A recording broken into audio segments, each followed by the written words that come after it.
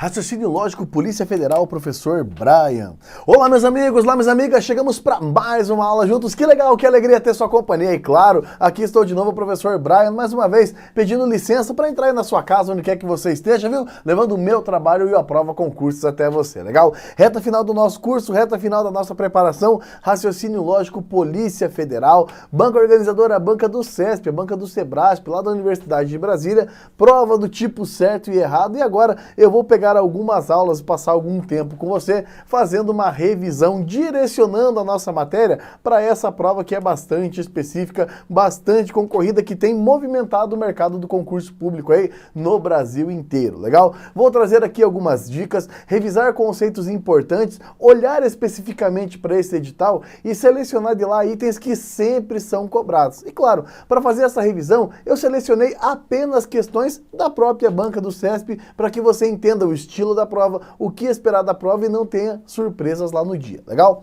Bom, separei várias questões e eu convido você aqui para em cada uma dessas questões você olhar com carinho, parar o vídeo e encarar como uma questão da sua prova. Afinal de contas, já foi questão da prova de alguém. Então, é importante que você tenha essa visão, que você faça essa abordagem e entenda que o nosso simulado aqui é só com questões que já foram aplicadas em outras provas, tá bom? Vamos começando então? Venha comigo, você é meu convidado. Olha só, seguinte, como eu disse, concurso para a Polícia Federal, a banca organizadora é a banca do CESP, do Sebrasp, lá na Universidade de Brasília. O edital é o 2021-001, tá certo? O período de inscrições vai de 22/1 a 9/2 e a prova temos uma expectativa que seja dia 21/3, legal? Lembrando que aqui eu estou fazendo a gravação durante o período de inscrições, tá? E essa data da prova pode mudar por um motivo óbvio, né? Um motivo pandêmico aí, a gente ainda está vivendo uma situação difícil, então por isso as informações que eu tenho é durante o período das inscrições, então me desculpe e se tiver uma nova data, entendo que é uma questão de uma restrição de saúde mesmo, uma questão sanitária, legal? Bom, vamos falar então da minha matéria, raciocínio lógico. Quando se fala em raciocínio lógico, é o calo de muita gente, alguns já evoluíram seu raciocínio lógico, mas outros ainda precisam, ainda estão construindo essa dinâmica da lógica. O que cai? Vamos lá. As estruturas lógicas, a lógica de argumentação, inferências, deduções, conclusões, a lógica proposicional, proposições simples e compostas, tabela verdade, equivalências, leis de De Morgan, diagramas, lógica de primeira ordem, princípios de contagem e probabilidade, conjuntos e também problemas envolvendo números, aritmética, geometria e matrizes. Um edital tradicional da banca CESP, muitos concursos públicos já tiveram esse edital, então tem bastante prova para nós olharmos para trás para verificarmos o que é possível cair nesta prova, legal? Bom, para você que está começando aqui com a prova concurso, de repente seja o seu primeiro vídeo, eu quero lembrar que aqui é uma revisão, então eu vou pegar os tópicos mais cobrados, aquele que a banca mais gosta, então não dá para trabalhar todos os itens, item por item, linha por linha, numa revisão, mas eu já gravei com muito carinho, com muito cuidado para vocês, a lista de aulas completas, o edital completo, então você encontra aí disponível para você o curso completo, com todos os itens, com todas as ideias, com tudo montadinho, bonitinho, organizado para você. É só procurar ali na tua lista de aulas que você vai encontrar o curso completo e aqui é a revisão. Como uma ideia de finalização, uma revisão mesmo, ou talvez até um aprofundamento para conhecer um pouco mais a banca, beleza? Bom, vamos começando então. Qual é a ideia, o primeiro equívoco que uma pessoa comete ao estudar lógica? Sem dúvida alguma, o maior equívoco que uma pessoa comete ao estudar lógica é achar que uma pessoa nasce ou não nasce sabendo lógica. Isso é o primeiro grande equívoco. A pessoa fala, mas eu não sei lógica. Porque lógica não é para mim. Porque eu não entendo lógica. Porque para mim a lógica não tem lógica. Calma. Lógica é como qualquer outra disciplina. É como direito penal, direito administrativo, é como matemática, é como história, geografia, química. Lógica é uma disciplina que tem um conjunto de regras, normas e propriedades que você tem que aplicar. Então, lógica foi feito para aplicação, tá? E você tem que conhecer algumas regras. O segundo grande equívoco que uma pessoa que estuda lógica comete é achar que a interpretação e análise pessoal é maior do que as regras que já existem. Então, com todo respeito e carinho, a tua opinião perante a regra não vale muita coisa. E que bom que existem regras, porque aí você aplica a regra, acerta a questão, consegue tua vaga, passa do concurso e depois você volta num outro momento mais aliviado para falar dessas regras comigo, beleza? Então eu vou revisar aquilo que é essencial para você que vai fazer uma prova, beleza? Vamos lá. A primeira coisa que você tem que saber é que a lógica que cai em um concurso público, em especial um concurso do CESP, é a chamada lógica proposicional. Essa lógica proposicional também é conhecida como lógica das proposições. Muito bem, na lógica das proposições, entenda que uma proposição é nada mais, nada menos do que uma sentença que é declarativa e afirmativa. Uma sentença declarativa afirmativa. Posso até te dar uma dica melhor ainda. Entenda que uma proposição nada mais é do que uma frase que declara ou afirma algo, mas uma frase com um mínimo de estrutura. Então é uma frase estruturada. Um sujeito, um verbo, um predicado, bonitinho, tá? E claro, para ser considerada proposição, a frase tem que ser verdadeira ou falsa. Não pode ser as duas coisas e não há uma terceira opção. Então, isso é proposição. Tome muito cuidado porque o CESP gosta muito de colocar frases que não são proposições. Então, fica aqui o cuidado. Coloque aqui, ó, perguntas, olha só. Perguntas, exclamações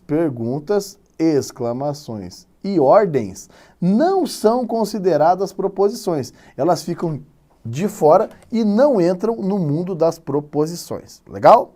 Quando uma proposição é uma única, por exemplo, uma frase, né? Estou feliz com o curso. Essa frase, ela é verdadeira ou falsa e é uma proposição simples. Quando você tem uma frase para ser classificada em verdadeira ou falsa, é proposição simples. Quando você tem duas ou mais frases, aí você passa a ter uma proposição composta. Então, é isso que cai no concurso. As chamadas proposições compostas. E proposições compostas são nada mais, nada menos do que duas ou mais dessas proposições simples. Duas ou mais proposições simples formam o que nós chamamos de proposições compostas. Talvez aqui todo mundo saiba, mas eu estou revisando, então vamos fazer em detalhes. Olha só. Para reconhecer proposições compostas, você precisa entender que toda proposição composta, ela tem o que nós chamamos de conectivos. Os conectivos, também conhecidos como os operadores lógicos, são exatamente o que define uma proposição simples e uma proposição composta. Uma proposição composta tem esses conectivos. Não são tantos e você precisa saber todos eles, tá? Não vamos fazer a prova sem conhecer todos esses conectivos. Vamos lá. Os conectivos lógicos, eles são basicamente palavrinhas que ligam as proposições. O primeiro deles é a chamada conjunção. A conjunção é nada mais, nada menos do que o uso da palavrinha e, que no mundo da lógica tem como símbolo o acento circunflexo. Então você pode colar duas frases usando o conectivo e. Por exemplo, gostei da aula e vou conseguir a vaga. É uma conjunção. Mas não é a única forma de se ligar frases. Outra forma de se ligar frases é por meio da chamada disjunção. A disjunção é o uso do conectivo ou. E aí o símbolo é o Vzinho minúsculo ou acento circunflexo de ponta cabeça.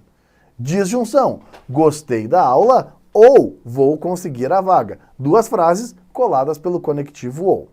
Outro conectivo muito importante é a chamada implicação, ou também conhecido como o condicional. Uma implicação, um condicional, ele apesar de ser composto de duas palavrinhas, ele é um único conectivo, que é a história do se uma coisa, então outra. O se, então, é um único conectivo, mesmo tendo duas palavras. E o seu símbolo é uma seta. A seta é o símbolo. Então vamos lá. Se gostei da aula, então vou conseguir a vaga. Isso é uma implicação, isso é um condicional. Por último, ou não menos importante, nós temos o bicondicional.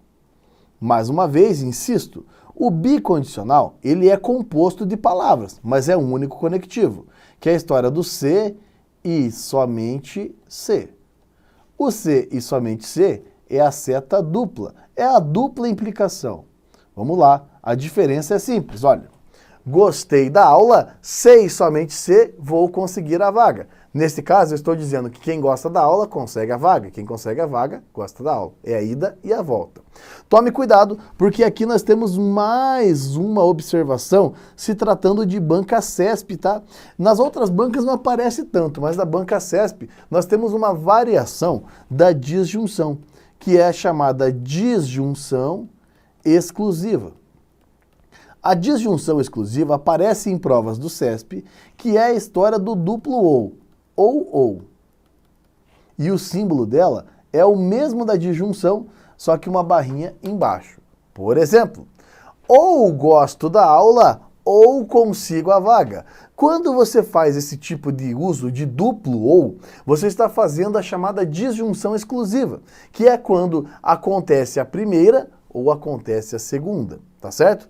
Eu vou explicar de um jeito bem simples, que é o seguinte. Numa disjunção, quando você fala gostei da aula ou vou conseguir a vaga, você aceita que as duas coisas podem acontecer. Então você pode realmente gostar da aula e realmente também conseguir a vaga. A disjunção aceita duas verdades. Já a disjunção exclusiva não. Quando você fala ou gostei da aula ou vou conseguir a vaga, aí você está falando que acontece uma ou acontece a outra. Não aceita as duas. Então, a disjunção aceita duas verdades. A disjunção exclusiva não aceita duas verdades. Quando uma é verdadeira, a outra já torna automaticamente falsa na disjunção exclusiva. Legal? Bom, o que acontece aqui é que apesar de ser poucos minutos de fala, já tem bastante coisa que pode cair numa prova quando o assunto é raciocínio lógico. Separei algumas questões e vou mostrar aqui para você. Lembrando, encare cada questão como uma questão da sua prova. Afinal de contas, já foi a questão da prova de alguém, beleza? Muito bem, então vamos lá. A sentença, Bruna, acesse a internet e verifique a data de aposentadoria do senhor Carlos. É uma proposição composta e olha só a simbologia. Bom, as letras do nosso alfabeto, P, Q, R, A, B, C, enfim, elas são usadas para enxugar, para não ficar escrevendo toda hora a frase. Então ele está dizendo o seguinte, olha, se eu falar assim, Bruna, acesse a internet e verifique a data da aposentadoria do senhor Carlos, ele está dizendo que essa frase pode ser escrita aqui, ó, aqui está o P, aqui está o Q e esse E é o acento circunflexo que eu expliquei. Será que é verdade? Será que essa frase é uma proposição composta? Sim ou não? Olha, se você prestou atenção na minha explicação, é fácil de ver que essa questão está errada. Por que está errada? Porque quando você falou desse jeito, você deu uma ordem para a Bruna e fez uma exclamação no final. Bruna, acesse a internet e verifique para mim a data da aposentadoria do senhor Carlos. É uma exclamação e é uma ordem. Perguntas, exclamações e ordens ficam de fora, perfeito? Lembre-se, não é porque aparece a palavrinha e na frase que você vai falar que é conjunção. Não é porque aparece a palavrinha ou que você vai falar que é disjunção. Tem que ter uma frase antes, estruturada, e uma frase depois, perfeito? Por exemplo, o Brian ou seus alunos vão à praia. Não é porque apareceu o ou ali que eu tenho duas frases. A frase o Brian não é uma proposição, não tem verbo. Então, por isso, você tem que organizar e pensar, é uma frase com verbo? É. Ou outra frase com verbo? É. Se não for ordem nem exclamação, aí sim você tem uma proposição. Vamos em frente que tem mais, separei bastante coisa para a gente discutir. Olha só, na proposição, ó, no Brasil, 20% dos acidentes de trânsito ocorrem com indivíduos que consumiram bebida alcoólica. É uma proposição simples? Sim. Repare que essa aqui é uma proposição simples, porque não tem os conectivos, não tem nem o ou, nenhum deles que eu apresentei, e é uma frase declarativa afirmativa. Eu não sei se 20% dos acidentes ocorrem por causa de bebida alcoólica. Essa informação pode ser verdadeira ou falsa, mas o fato é que eu fiz uma declaração, afirmei alguma coisa, portanto, é uma proposição simples, beleza? Vamos para a próxima, vamos lá. Repare agora, olha só. A próxima questão, ele diz o seguinte. Repare, ele falou assim, ó. A proposição, quando um indivíduo consome álcool ou tabaco em excesso ao longo da vida, sua probabilidade de infarto do miocárdio aumenta em 40%. E aí ele pergunta, será que essa frase, ela pode ser escrita corretamente desta forma, onde P, Q e R são proposições convenientemente escolhidas? Como eu disse, é um hábito, né, do mundo da lógica trocar as frases por letras, tá? Então, vamos lá. Repare. O consumo, ó, o indivíduo que consome álcool ou tabaco em excesso ao longo da vida. Então, o que acontece? O indivíduo que consome álcool é uma proposição. O indivíduo que consome tabaco em excesso ao longo da vida é outra proposição. E essa ideia aqui é colada pelo uso do conectivo ou. Então tá tudo certo. Consumir álcool ou consumir tabaco em excesso ao longo da vida. Isso gera uma consequência. Qual é a consequência? Aumenta a probabilidade de infarto do miocárdio em 40%. Então, a frase, ela na verdade deveria ser escrita assim. Se um indivíduo consome álcool ou tabaco em excesso ao longo da vida, então sua probabilidade de infarto do miocárdio aumenta em 40%. Faz parte do texto a interpretação, e isso faz com que esse item esteja certo, é isso mesmo. É uma frase que tem como ponto de partida o consumo de álcool ou o consumo de tabaco, e como consequência, uma probabilidade de aumento no miocárdio. Inclusive, eu quero falar mais detalhes para você sobre essa história do condicional.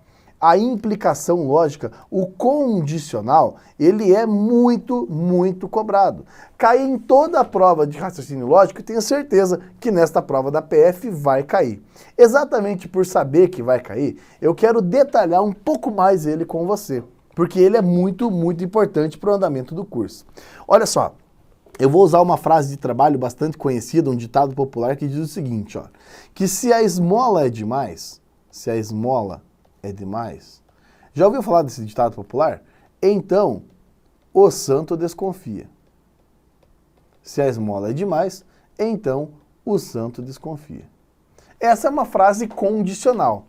Entenda que numa prova CESP, às vezes ele esconde tanto o se quanto o então, e cabe a você interpretar lá na hora, tá bom? Bom, seguinte, todo condicional é assim, uma frase antes do então e uma frase depois dele. Muito bem. Essa frase que está antes do então é uma frase que ele tem um nome específico. É conhecida como antecedente, antecessor ou premissa. Já a segunda frase é conhecido como consequente, conclusão ou tese. Cada proposição simples, ela tem o direito de ser verdadeira ou falsa. Ou seja, pode ser que a premissa seja verdadeira e a tese também seja verdadeira. As duas frases sejam verdadeiras. Pode ser que a premissa seja verdadeira, mas que a tese seja falsa. Pode acontecer da premissa ser falsa e a tese verdadeira, e pode acontecer de ambas serem falsas. O conjunto de todas essas possibilidades é o que nós chamamos de tabela verdade ou tabela valor verdade ou valor verdade, ok? E isso é uma tabela verdade. Quando você avalia todas as possibilidades que uma proposição tem. E agora vamos avaliar especificamente o condicional. Vamos lá. Se a premissa for verdadeira, significa que a esmola realmente é demais. E a tese verdadeira significa que o santo realmente desconfiou. Quando acontece a premissa e acontece a tese, premissa verdadeira, tese verdadeira, logicamente o ditado popular se aconteceu. A esmola foi demais, o santo desconfiou, tá tudo certo, o santo fez a parte dele. Cuidado agora com a segunda linha, quando a premissa é verdadeira e a tese é falsa. Se a premissa é verdadeira e a tese é falsa, significa, neste caso, que a esmola é demais e que o santo não desconfiou de nada. Isso é um problema. Porque não é neste condicional em qualquer condicional. Quando a premissa é verdadeira e a tese é falsa, basicamente eu estou dizendo que foi feita a primeira parte, mas a consequência não aconteceu.